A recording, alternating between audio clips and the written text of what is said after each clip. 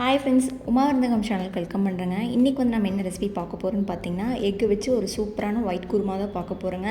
இது வந்து chapati, puri, idiyappam, key rice எல்லாத்துக்குமே சூப்பராக செட் ஆகும். எப்படி செய்கிறது அப்படிங்கிறத வீடியோவில் போய் பார்க்கலாங்க.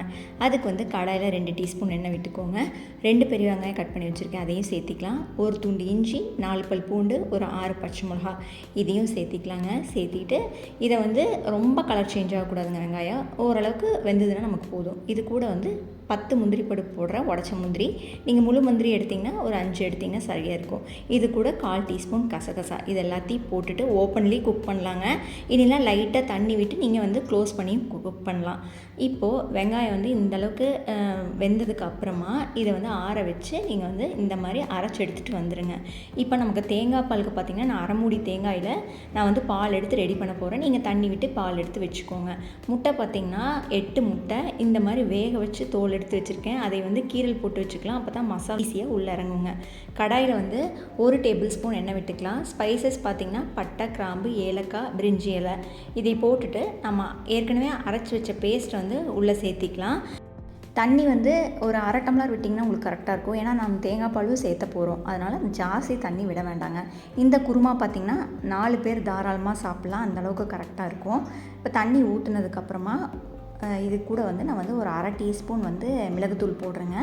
1 டீஸ்பூன் வந்து மல்லித்தூள். அந்த மல்லித்தூள் பார்த்திங்கன்னா ஏற்கனவே நான் வந்து மல்லி, சீரகம், மிளகு எல்லாம் போட்டு அரைச்சி வச்ச பொடி எப்பவுமே வச்சுருப்பேன், அது வந்து போட்டுக்கலாம். போட்டுட்டு இதை நல்லா கலந்து விட்டுருங்க.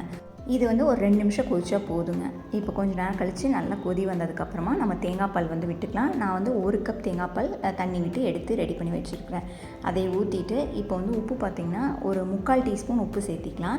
சேர்த்திட்டு நல்லா கலந்து விட்டுருங்க. இது லைட்டாக கொதிக்க ஆரம்பிக்கும் போது நம்ம முட்டை சேர்த்திக்கலாங்க. முட்டை பார்த்திங்கன்னா லேசாக எண்ணெய் விட்டு உப்பு, பெப்பர் போட்டு நான் வந்து லைட்டாக வதக்கி வச்சுருக்கேன். இந்த மாதிரி செய்யும்போது குருமா வந்து நல்ல டேஸ்டியாக இருக்குங்க. இல்லை அப்படின்னா நீங்கள் ப்ளெயினாக அதே முட்டையை கூட அப்படியே சேர்த்திக்கலாம். இப்போ குருமா வந்து கொதிக்க ஆரம்பிச்சிருச்சு. நம்ம முட்டையை வந்து ஒன்று ஒன்றா சேர்த்திக்கலாங்க. நார்மலாக செய்கிற கிரேவி விட இந்த கிரேவி வந்து டேஸ்ட் வந்து கொஞ்சம் டிஃப்ரெண்ட்டாக இருக்கும். இப்போ வந்து ஃபைனலாக தான் நம்ம வந்து கரம் மசாலா சேர்த்த போகிறோம். ஏன்னா அப்படி சேர்த்தும் போது ஃப்ளேவர் சூப்பராக இருக்குங்க. ஒரு 1/4 டீஸ்பூனுக்கு கம்மியாக நம்ம சேர்த்திக்கலாம். அடுத்து வந்து மல்லி இலை பொடி பொடியாக கட் பண்ணி அதையும் போட்டுக்கலாம். லேசாக குருமா வந்து கொதிக்க ஆரம்பிச்சிடுச்சு. இனி வந்து நம்ம ஸ்விட்ச் ஆஃப் பண்ணிக்கலாம். அவ்வளோதாங்க, நம்ம சூப்பரான ஒயிட் குருமா ரெடி ஆகிடுச்சு.